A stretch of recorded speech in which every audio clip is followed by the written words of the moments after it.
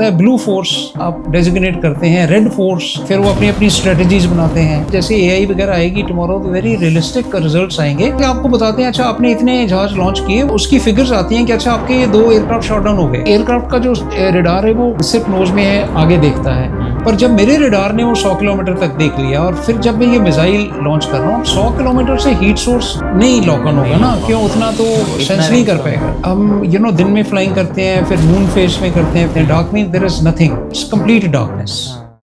वो ये long planning जैसे it's almost like war, like I said आप 2 टीम्स बनाते हैं। ओके, इस स्क्वाड्रन लेवल से शुरू होता है। हम लेट्स से 4 एयरक्राफ्ट से शुरू करें कि 2 एक साइड है, 2 एक साइड है, 2 versus 2 we call it. Okay, उसमें हम क्या करते हैं, ये नहीं बोलते कि ये एनिमी है ये फ्रेंडली है, उसमें 2 वर्सेस 2 है। आप देखो भी कौन अच्छा करता है उसमें। यस, कोई डिफेंडर होता है, कोई अटैकर होता है, कोई फिर अटैकर बनता है, कोई डिफेंडर बनता है, ऐसे प्रैक्टिस करते हैं, just do the practice. But ये जैसे इसका लेवल बढ़ाते जाते हैं आप, तो फिर एक्सरसाइजेस में आ जाते हैं, फिर वहां पे ये हो जाता है ब्लू फोर्स आप डेजिग्नेट करते हैं, रेड फोर्स डेजिग्नेट करते हैं, फिर वो अपनी अपनी स्ट्रेटजीज बनाते हैं। ठीक है, फिर ब्लू फोर्स के लिए टास्क होता है, फिर अंपायर्स होते हैं बीच में, ये देखते हैं। और ये आजकल ऑटोमेशन से बहुत हो गया है। ये जैसे एआई वगैरह आएगी टुमारो तो वेरी रियलिस्टिक रिजल्ट्स आएंगे।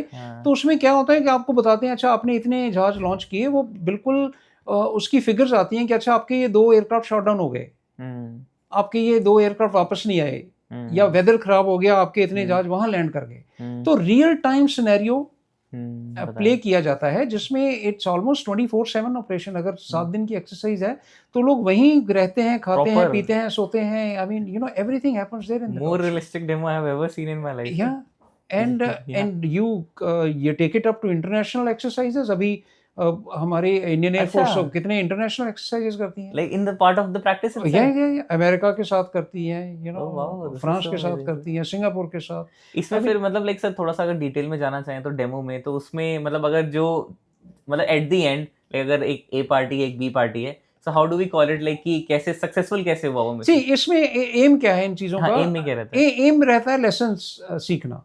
कि अगर आप ये करोगे तो उसका ये नतीजा निकलेगा, अगर आप ये करोगे तो उसका ये नतीजा निकलेगा। एट द एंड लाइक मतलब एट द एंड ऐसा कुछ रहता है ना कि आपको लॉक करना पड़ता है कि that you have locked it, तो वो मिसाइल ऐसा कुछ। हाँ, वो है, बिकॉज दैट रिजल्ट कम्स। आजकल हेड अप डिस्प्ले वगैरह आ गए हैं, सब कुछ सब कुछ रिकॉर्ड हो जाता है। तो एक सिचुएशन में मैं देखता हूँ कि अच्छा भी एनिमी ने ये एक्शन लिया, फिर मैंने क्या किया, और उस तरीके में जैसे मेरे को मिसाइल लॉन्च करनी है किसी एयरक्राफ्ट पे, तो एक मिसाइल का एनवेलप रहता है।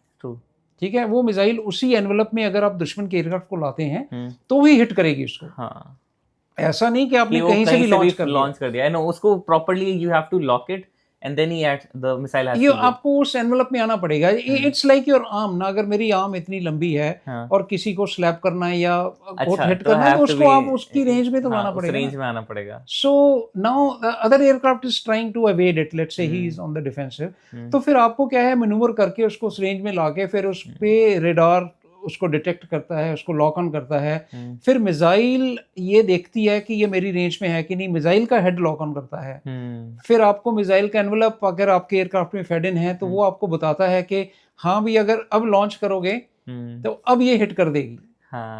ठीक है ना, फिर वो मिसाइल आप छोड़ते हैं। फिर ये मिसाइल जो आपको बताया गया कि इसने हिट करेगी, it does not cater for के अब इसके बाद वो कोई काउंटर मेजर यूज करने वाला है कि नहीं। फॉर एग्जांपल अगर हीट सीकिंग मिसाइल मैंने लॉन्च की, तो अब वो तो अपना एनवेलप देख के बता देगी कि हाँ भाई अब अगर मेरे को लॉन्च करोगे तो इस एयरक्राफ्ट को मैं पकड़ सकती हूँ। अच्छा, पर अब उसको ये कैलकुलेशन नहीं है कि अगर उस टाइम पे उसने फ्लेयर्स लगा दिए, फ्लेयर्स लगा दिए, या उसने कोई शेफ डिस्पेंस कर दी, इलेक्ट्रोमैग्नेटिक मेजर्स लगा दिए फॉर ए रेडिएशन मिसाइल, तो फिर उसका असर क्या होगा? फिर वो तो counter measure cat and mouse game चलती रहती है। तो इसलिए बिकम्स वेरी इंटरेस्टिंग।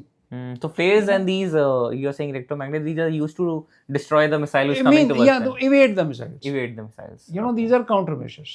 ओके, और फिर क्या है कि फिर मिसाइल्स में उनके काउंटर मेजर्स आ गए हैं। कितने टाइप के मिसाइल्स है सर वैसे? मतलब बड़ी टाइप के मिसाइल सिस्टम्स हैं। आई मीन एक तो जैसे ये हीट सीकिंग मिसाइल्स और जैसे हमारा जो टॉप का एयर मतलब जो हमारा फाइटर जेट है, जो टॉप का फाइटर जेट है, उसमें अगर फॉर एग्जांपल आपने राफेल की बात करी या फिर जो हमारे टॉप के फाइटर जेट है, उनमें कौन सी टॉप की मिसाइल? उनमें देखिए हर किस्म की मिसाइल्स होती हैं ना, जैसे एक हीट सीकिंग बताया मैंने, वो क्या है कि जो एयरक्राफ्ट का हॉट एरिया होता है ना, जेट जो जेट ब्लास्ट है वो हॉटेस्ट एरिया रहता है, तो वो हॉटेस्ट एरिया को लॉक ऑन करती है। अच्छा, ठीक है, वो हीट सीकिंग है प्योरली, उसके ऊपर आपका कोई कंट्रोल नहीं है, आपने देख के अब छोड़ दिया, वो फायर एंड फॉरगेट बोलते हैं उसको। ठीक है, तो आपने लॉन्च कर दी तो कर दी, उसमें कोई आपका कंट्रोल नहीं है, अब वो उसको चेज करेगी, उसके पीछे पीछे जाएगी। This is that chasing one, chasing one, all missiles chase, but this is chasing the heat source. Okay, क्योंकि देखिए एयरक्राफ्ट तो मैनूवर कर ही रहा है ना, अब एयरक्राफ्ट अगर मिसाइल ने सीधी लाइन खींच दी और एयरक्राफ्ट नहीं है वहां पे, तो फिर तो मुश्किल है ना, तो वो तो एयरक्राफ्ट को तो चेज करेगी, बट डिफरेंट कैपेबिलिटी है। तो ये जो हीट सीकिंग मिसाइल है, क्योंकि उसको हीट सेंस करनी होती है, तो रेंजेस लिमिटेड रहती हैं, डिफरेंट मिसाइल्स की डिफरेंट रेंजेस हैं। ठीक है, पर मान के चलिए कि आपने 10-15 किलोमीटर रीजनेबल रेंज मान के, mid range kind of thing I am generally coating, mid range for heat seeking missile. Okay, 1 kilometre से लेके 10 किलोमीटर 15 किलोमीटर तक कई एडवांस मिसाइल भी हो सकती हैं, पर रीजनेबल, क्योंकि 10 किलोमीटर के बाद फिर मेरे को दिखता भी नहीं, फिर रडार चाहिए एटसेट्रा। तो बात करते हैं नॉर्मल तरीके से कि मेरे को दुश्मन का जहाज दिख रहा है और मेरे पास मिसाइल है। 10 तक दिख जाता है सर? हाँ, दिख जाते हैं बड़े एयरक्राफ्ट। अच्छा, okay, they are I mean you know the in certain conditions might be in top, या in top in some silhouettes, and नहीं दिखे तो 500 मीटर पे भी नहीं दिखे you know, but scanning pattern होता है, एयरक्राफ्ट के साइजेस बड़े हो गए थोड़े, जैसे मिग 21 वगैरह थे तो 4-5 किलोमीटर से दूर देखना मुश्किल हो जाता था, क्योंकि उसकी अगर नोज प्रोफाइल है तो आपको मुश्किल दिखेगा। ठीक है, और आप सही जगह पे देख रहे हैं, आप बिल्कुल सही स्कैन कर रहे हैं, जब आपको कोई गाइड कर रहा है, आपको रडार आपको बोल रहा है उधर देखिए, यू नो इतनी हाइट पे देखिए, वहां पे देखिए, तो फिर आपको इंडिकेशन मिल सकती है, तो उतनी रेंज में पिकअप हो सकता है। सो लेट्स से कुछ भी रेंज लगा लीजिए आप, तो ये हीट सीकिंग जो है ये हीट को, उसके जेट को पीछा कर रही है उसका। ठीक है, अब क्या होता है कि जैसे मैंने बताया काउंटर मेजर्स लगा दिए कि फ्लेयर क्या होता है, उससे भी ज्यादा हीट है उसमें। अच्छा, तो फ्लेयर ना कंसंट्रेटेड हीट सोर्स है, तो इसलिए जब वो जहाज फ्लेयर डिस्पेंस करता है तो उसको क्या लगता है कि भाई मिसाइल को लगे कि अच्छा ये ज्यादा गर्म चीज है, तो वो जहाज को छोड़ के फ्लेयर पे चली जाती है ना, उसको डिसीव कर रहे हैं कि भाई ये ज्यादा हीट सोर्स है। ठीक है, अब वो जब मिसाइल डिफीट हो जाती है तो फिर लोगों ने सोचा जो मिसाइल बना रहे हैं कि भी ये तो गड़बड़ हो गई है ना, अब उसको इंटेलिजेंट बनाना है अपने मिसाइल में। तो आपको मिसाइल में क्या इंटेलिजेंस देनी है कि अगर भी ये एयरक्राफ्ट था तो आपने फ्लेयर डिस्पेंस किया ऐसे पीछे की तरफ, तो आपने फिर मिसाइल को इंटेलिजेंस दी कि यार कोई भी एयरक्राफ्ट ना ऐसे पीछे की तरफ नहीं जाता। अच्छा, आपने इंटेलिजेंस अब आज के टाइम पे हमने दे दी उसको दे दी मिसाइल मैन्युफैक्चरर ने। अच्छा, कि भी एक एयरक्राफ्ट 900 किलोमीटर से जा रहा है तो सडनली वो पीछे को तो नहीं जाएगा ना। तो अगर कोई हीट सोर्स आप लॉग इन कर रहे हो कि वो लॉक इन किया हुआ है और वो फॉरवर्ड मूव कर रहा है और सडनली आपको लगता है कि हीट सोर्स पीछे को चलना शुरू हो गया, तो इसका मतलब ये ठीक नहीं है, तो ये हमारी टेक्नोलॉजी, तो इसको डिस्कार्ड कीजिए आप, उसी पे लॉक इन कीजिए जो आगे को चल रहा है। तो ये तो पूरा फ्लेयर्स का इकोसिस्टम खराब कर दिया। बट फिर दूसरी तरफ जो एयरक्राफ्ट वाले हैं फिर वो भी सियान यू नो समझदार हैं, तो फिर वो बोलते हैं कि यार फ्लेयर को मैं पीछे क्यों छोड़ूं, फिर मैं फ्लेयर को आगे फायर ठीक है, बट जब फ्लेयर को आगे फायर करते हैं तो फिर उसमें कॉम्प्लिकेशंस आती हैं, क्योंकि फिर इंजन आपका सक इन कर रहा है आगे से, तो आपकी जो मुश्किलें बढ़ जाती हैं कि भी इसको कैसे डिस्पेंस किया जाए। सो ये this just carries on. Okay, so ये हैं। फिर अगर आप देखें कि अब ये ना मैं बहुत अगर इसको कोई बहुत टेक्नोलॉजिकली एक्सपर्ट देखेंगे तो इसमें बहुत ज़्यादा कॉम्प्लिकेशंस हैं। मैं एक जो नॉर्मल अपने जैसे आपने बोला कि टारगेट ऑडियंस अगर यूथ है कल की, तो I am just explaining it in a very very simple layman language. ठीक है, अब रेडार सीकिंग मिसाइल आप देखिए, जैसे हमने बोला, आपने बिल्कुल सही क्वेश्चन किया कि 10 किलोमीटर पे दिख जाता है आप। ठीक है, अब ये है कि अब थ्रेट तो जो है कि बहुत पहले मेरे को न्यूट्रलाइज करनी है, मेरे को करनी है 100 किलोमीटर पे थ्रेट न्यूट्रलाइज, 50 किलोमीटर पे या 80 किलोमीटर। ठीक है, सो क्योंकि उतनी रेंज तो वेपन्स की हो गई है, अगर किसी के वेपन की रेंज ही 50 किलोमीटर है तो फिर मेरे को तो 50 किलोमीटर से पहले ही पकड़ना है ना, 100 किलोमीटर पकड़ना है, न्यूट्रलाइज। तो फिर वहां तो देखना मुश्किल है, तो वहां कौन देखेगा, वहां रेडार देखेगा, या मेरा एयरक्राफ्ट का रेडार देखेगा, या फिर कोई एवैक्स का रेडार देखेगा, या कोई ग्राउंड का रेडार देखेगा और मेरे को बताएगा कि इधर देखिए। ठीक है, पर मेरे सिस्टम के रेडार को वो क्यों कर सकता है कि इधर देखिए, क्योंकि एयरक्राफ्ट का जो रडार है वो सिर्फ नोज में है, आगे देखता है, तो फिर मैं एयरक्राफ्ट को मैन्यूवर कर सकता हूँ। अगर कोई मेरे को बोलता है कि भाई थ्रेट एक्चुअली मेरे 3 o'clock है या 9 o'clock है, तो मेरा एयरक्राफ्ट जो रडार है वो इधर नहीं देख रहा है ना, तो फिर I can manoeuvre to look in that direction, ठीक है। पर जब मेरे रडार ने वो 100 किलोमीटर तक देख लिया, और फिर जब मैं ये मिसाइल लॉन्च कर रहा हूँ, अब 100 किलोमीटर से हीट सोर्स नहीं लॉक ऑन होगा ना, क्यों, उतना तो सेंस नहीं कर पाएगा, ठीक है। फिर उसके लिए चाहिए दूसरी टेक्नोलॉजी, जो कि मिसाइल जो कि रडार सिग्नेचर को, एयरक्राफ्ट के रडार सिग्नेचर को आइडेंटिफाई कर सके। अच्छा। और एक्टिव मिसाइल हो सकती है, पैसिव मिसाइल हो सकती है जी। अब हमको रडार यूज करना है उस टारगेट तक पहुंचने के लिए, ठीक है। या तो मैं एयरक्राफ्ट का रडार यूज कर सकता हूँ, मिसाइल जो है, या फिर मेरे पास अपना रडार हो। तो अगर मैं पैसिव मिसाइल हूँ जैसे पहले थी, तो वो क्या था कि भी एयरक्राफ्ट का रडार उसको एलिमिनेट करता रहता था, और उसका सिग्नल लेके वो वहां तक जाती है, ठीक है। पर इसकी डिसएडवांटेज क्या की कि ये जो एयरक्राफ्ट ने लॉन्च कर दी मिसाइल, उसको भी गेम में रहना पड़ता था तब तक। अच्छा। क्योंकि उसको मिसाइल को गाइड करना पड़ता था। तो फिर ये बोला कि यार मिसाइल को अपना रडार दे दो, एक्टिव मिसाइल बना दो। हाँ, सो दैट की missile can already track from its own, है ना। पर उसमें क्या है कि थोड़ी देर तक गाइडेंस कर, तो अभी अब क्या करते हैं कि आपको एयरक्राफ्ट दिखा कि यहाँ पे है, उसकी वो जो कोर्स पोजीशन होती है, इनर्शियल नेविगेशन या जीपीएस के थ्रू पोजीशन जो आपने ली, तो उसकी तरफ और मिसाइल को छोड़ देते हैं। तो उसको पता है कि उतनी दूर जाना है, और उतनी दूर में जितना ये काफ़ी मार्क 3.5 स्पीड से जाती हैं। सो नाउ जब वो वहाँ पे पहुँच रही है मिसाइल काफ़ी हद तक, और फिर वो पास में आके अपना रडार एक्टिवेट करती है, और वो टारगेट को देखती है, और उसके बीच में कुछ अपग्रेड है तो वो भी की जा सकती है। एंड फिर जब वो लॉक ऑन कर जाती है टारगेट को, क्योंकि जब ये अपना रडार खोलेगी तो जो विक्टिम जहाज है उसको भी पता चल जाएगा कि मेरे को देख रहा है कोई। हाँ, क्योंकि उसके बाद में रडार वार्निंग रिसीवर है, मिसाइल वार्निंग रिसीवर्स है। हाँ, ठीक है। तो ये जितना लेट हो सके उतना लेट अपने रडार को खोलेगी। हाँ, अच्छा, ताकि उसकी जो इवेडिंग कैपेबिलिटी है वो बहुत कम हो जाए। तो इसलिए ये इन मिसाइल्स की ना, ये जो मैन्युफैक्चरर्स हैं क्लेम करते हैं कि नो एस्केप जोन है इसका। हर मिसाइल की एक रहती है कि अगर भी टारगेट मैन्यूवर करे तो फिर उसकी ये रेंज है, अगर नहीं करे तो ये रेंज है, और ये रेंज है जो नो एस्केप जोन है। ताकि अब यहाँ से कर दी तो फिर वो कुछ भी कर ले, ये नहीं छोड़ेगी इसको, ठीक है। तो ये ऐसे टेक्नोलॉजी काफी अपडेट हुई सर, एक मिसाइल से इतनी टेक्नोलॉजी अपडेट हो गई। बिल्कुल। और ये सारी चीजें एयरक्राफ्ट कर रहा है। अब एयरक्राफ्ट को देखिए, सिर्फ यही नहीं करना है ना, एयरक्राफ्ट को कोई ये मिसाइल लॉन्च भी करनी है, एयरक्राफ्ट को अपने आप को भी बचाना है, प्रोटेक्शन भी करना है, ओके। और ये एयरक्राफ्ट जो जा रहा है, कुछ काम करने के लिए जा रहा है, तो उसको एयर टू ग्राउंड वेपन भी शायद ड्रॉप करना है कहीं, कहीं बॉम्ब भी ड्रॉप करना है। तो ये सारी चीजें जो हैं पायलट को मैनेज करनी है कॉकपिट में। तो ये सारी जो इन्फॉर्मेशन है, so this is the exciting part, to be able to manage. ये सारी चीजें वो अपने प्रैक्टिस डेमो सेशंस में ही कर लेते हैं sir. Absolutely, this is what, because nothing will come naturally to you have to be trained. It is sheer training and hard work which pays you. It's nothing but that. If you have not visualized the situation, जो कहते हैं ना spur of the moment decision, कि आपने decision लिया, अगर तो आपको उसकी ट्रेनिंग है तो तब आप उसको बोलते हैं स्प्लिट सेकंड डिसीजन, नहीं तो फिर गैम्बल है वो।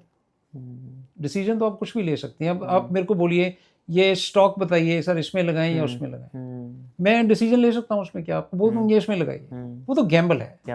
चल गया ठीक है, नहीं चला तो कोई बात नहीं। पर अगर मैं उसको आपको डिसीजन बोलना है तो फिर मेरे को पूरी नॉलेज चाहिए उसकी, शेयर मार्केट की नॉलेज चाहिए। डिसीजन फिर भी गलत हो सकता है, बट चांसेस गलत होने के कम है। I mean probability of being successful is more if you're knowledgeable about the domain and about the subject. तो उसमें there is no substitute to training and practice. True sir, मतलब हर एक सेकंड का भी आपका डिसीजन मैटर करता है. What are you planning when you are, I guess, at that much height and moving at this much high speed? So I guess that's why वो time frame आपका जो लॉक इन वो रहता है वो भी बहुत कम रहता है. We are talking in seconds, sometimes not even seconds. हाँ, ये अच्छा ये डिसीजन लेना, just switch it off and all do other things. Amazing sir, amazing. So इसमें सर अभी जैसे फॉर एग्जांपल जो हमारे प्रैक्टिस वगैरह हो गए हैं and people get aggressive training to understand the working culture, understand the ecosystem. So I guess then we have the growth for the air pilots as well, and I guess they finally land into Air Marshal, and I guess it's been a journey of 40 years. So how does it journey looks like, sir? See, what happens is when you talk, I mean, promotions in the Air Force matter in any organization. Promotion matters because growth is important. Okay, so but what happens is it's not that you're always working towards that. You're doing your work, and there is an assessment system which has been put in place. So वो देखता है आपको, आप कैसा perform कर रहे हैं, आप कैसे जा रहे हैं, आपकी असेसमेंट होती रहती है, फिर आपकी सिलेक्शन होती है, आप बढ़ते जाते हैं. वेरी स्टीप पिरामिडिकल स्ट्रक्चर है, लाइक प्रमोशंस डिफिकल्ट हैं, पर अगर आप सही तरीके से चलते चलें. मतलब कोई ऐसी कोई चीज़ है जिससे प्रमोशंस पे पुश मिलता है, पुश मिलता है, या फिर इस पे मतलब it's a good, it's a recognition. I mean, you get higher rank, you get into higher decision making positions. Okay, you get more perks, you get everything is there with the rank. नहीं with the promotion is there, sir. But promotion के लिए क्या important रहता है एक usual? Promotion के लिए कुछ नहीं, जो आपका असाइन टास्क है आप उसको कितनी अच्छी तरह से कर रहे हैं, इफेक्टिवली कर रहे हैं, आप कितनी मेहनत की आपने, कैसे रिजल्ट्स दिखाए, कैसे कैसे आपने काम किया, जो हर एक ऑर्गेनाइजेशन के लिए डिपेंड करता है, वो वही यहाँ पे डिपेंड करता है. वैसे सर मतलब मेजरली लाइक ऐसे पर्क्स क्या वैसे रहते हैं हमारे एक एयरफोर्स ऑफिसर? नहीं, ऐसा पर्क्स नहीं है. You see what happens is, perks probably is a wrong word. हर एक रैंक के साथ there are certain facilities which are required for you to function. Of course. Because अगर आपको किसी चीज़ के बारे में ज़्यादा टाइम अब डिसीजन मेकिंग में अगर लगाना है, तो फिर आपका logistics need to be looked after. If your mind is to be free, if I have to look at a file for hours together, or I have to devote more time, then I just need someone to look after my all the other basic necessities, तो उसके लिए it is only because of that. ऐसा नहीं है कि कुछ इनाम के तौर पे भी आपको ये है. So it is just a question of what rank you are at, then your, I mean, hierarchically देखें तो yes, you get better house, you get better pay, you get better car to drive in probably, and things like that, and your entitlements increase. आप एक हद तक economy class में travel करते हो, फिर आप की प्रमोशन के साथ एक हद के बाद आप बिजनेस क्लास में ट्रेवल कर सकते हो. So it is like this. These are the things which are associated with growth in the service. It's about like government supporting the persons who are working for the government. Absolutely. And so throughout the experience, throughout the 40 years of experience, I guess there might be a lot of challenges you would have seen, a lot of struggles for, like, I guess it would definitely help you grow your clarity towards the part as well. But a lot of challenges would have been there. There might have been some emergency landings as well. So could you explain some of these scenarios? See, there are many occasions come like that. अगर personally देखें तो some things like you can call them brush past with death, or near miss with death, and that's what I said, that one is lucky to be alive. Okay, so now whether it was a result of training or whether it was sheer luck, or it's anybody's guess. Okay, but the fact is that these things do happen. Okay, जैसे अगर मैं recount करूं तो हमारा राजस्थान का एक sector है, Barmer sector, उत्तरलाई हमारा एयरफील्ड है. तो this was year 1987. I mean 3-4 साल की सर्विस थी मेरी. 1984 में, जून 84 में आई वाज कमीशन. ओके, तो उसके बाद में ये हमारी ट्रेनिंग चल रही है, ऑपरेशनल ट्रेनिंग. अब 4-5 साल लग जाते हैं, 3-4 साल आपको ऑपरेशनल होने के लिए. तो उसमें हम दिन में फ्लाइंग करते हैं, फिर मून फेस में करते हैं, फिर डार्क फेस में करते हैं. Dark mean there is nothing. Dark moon नहीं है, तो mean it's complete darkness. Okay, तो darkness over Delhi is very different from darkness over Barmer. अच्छा, अब मैं 87 की बात कर रहा हूँ, जबकि कितनी ग्रोथ नहीं थी. अभी जाके देखेंगे तो बहुत डेवलपमेंट हो गई. पर तब ना एक छुटपुट कोई आपको झोपड़ी वहां पे है, कोई छुटपुट झोपड़ी वहां पे है, तो टाउन के बाहर एकदम सन्नाटा. ओके, सो एक बार ऐसा होता है कि एक ना प्रैक्टिस इंटरसेप्शन सॉटी कर रहे हैं रात को, और क्या है कि आप मैनूवर कर रहे हैं, आपको वो कंट्रोल कर रहा है, जो सिग्नल यूनिट है आपका, रेडार है नीचे, turn right, turn left, go up, go down etcetera, थोड़ी मैनूवरिंग आप करते हैं, और क्या होता है कि थोड़ी देर में आप डिसोरिएंटेट हो जाते हैं। अच्छा, डिसोरिएंटेशन क्या है कि जैसे मैं बैठा हूँ यहाँ पे, आपको मैं पता है कि ऐसे बैठा हूँ, अब अगर लेट से आप मेरी आंखें बंद कर दें और ये लाइटें बंद कर दें और सब कुछ कर दें और थोड़ा सा सस्पेंड कर दें मेरे को एयर में, है ना, जहाँ मेरे को सीट नहीं है या कुछ नहीं है, तो आप it is possible you feel कि आप उल्टे हो या अपसाइड डाउन हो या कैसे, क्योंकि आपकी ओरिएंटेशन ही खत्म हो गई। ओके, तो ये इसमें हमें बताया जाता है कि डिसोरिएंटेशन हो जाए तो इंस्ट्रूमेंट पे आप कंसंट्रेट करो, क्योंकि आपकी फीलिंग सही नहीं है। आपको लग रहा है लॉट ऑफ एक्सीडेंट्स ना जो एयरफोर्स में हुए हमारे डिसोरिएंटेशन के कारण भी हुए, because pilot was not in that position where he thought he was. Okay, and because of some reasons, at that moment they probably could not refer to instruments, or there were some other compelling reasons. तो इसमें क्या है कि अब ये situation ऐसी होती है कि आप एयरक्राफ्ट में हो, 800-900 किलोमीटर की स्पीड है, और उसमें आप मैनूवर कर रहे हो, और सडनली आपकी फीलिंग ऐसी आती है कि आप बड़ा एक तरफ को झुके हुए हो और डीप डाउन, ऐसे डिफरेंट सी ऑकवर्ड पोजीशन है, जबकि आपके इंस्ट्रूमेंट बता रहे हैं कि आप सीधे हो। ना अगर मैं अपने हिसाब से सीधा हो जाता हूँ तो वो एयरक्राफ्ट ऑकवर्ड पोजीशन में चला जाता है। बिल्कुल। ओके, बट अब प्रॉब्लम क्या है कि अब इंस्ट्रूमेंट्स तो बता रहे हैं कि आप सीधे हो, पर मेरी फीलिंग वो नहीं है। अब नो इंस्ट्रूमेंट के हिसाब से आप फ्लाई करना है तो मुश्किल है। अब वो इतना डर लगा उस वक्त पहली बार कि ये तो ठीक है कि मैं फ्लाई कर लूंगा, पर लैंड कैसे करेंगे? जैसे मैं आपको बताऊं, आप कार चला रहे हैं, ठीक है, अगर आपको मैं एक्चुअली बोलूं कि आप ना उल्टा शीश आसन करके कार चलाइए, है ना, कि आप सर रखिए सीट पे और टांगे ऊपर करिए और अब कार चलाइए, so you will find it difficult to drive, right? So the feeling then was कि यार ये तो ठीक है कि इंस्ट्रूमेंट पे फ्लाई करो, ये सब कुछ बता रहे हैं, पर और लैंड करना was as it is emergency those days, normal तरीके में लैंडिंग करनी प्रॉब्लम होती थी क्योंकि सीख रहे थे, and landing is the most difficult phase in an aircraft, so तब बहुत डर लगा कि यार ये इस कंडीशन में फ्लाई करके लैंड कैसे, वो जज कैसे करेंगे कि रनवे पास आ गया, कब फ्लेयर आउट करना है, कैसे land. But you know what happens is when slowly जब उसके पास आना शुरू हुए बाड़मेर टाउन के पास और लाइटें दिखी, और जब आपको वो लाइटें दिखती हैं तो फिर एकदम से ओरिएंटेशन वापस आ जाए, और फिर आप इतना साई ऑफ रिलीफ करती कि वो थैंक गॉड कि ये वो जो 10-15 मिनट गुजरे वो देवर लाइक हेल कि यार ये कुछ भी हो सकता था उसमें। मतलब I don't know where I am going. I might be going directly downwards. Directly downwards, and your instruments are telling you, but your physical feeling is so strong. अब मैं उन दिनों की बात कर रहा हूँ जब ना हमारे पास ज़्यादा सिमुलेटर्स नहीं थे।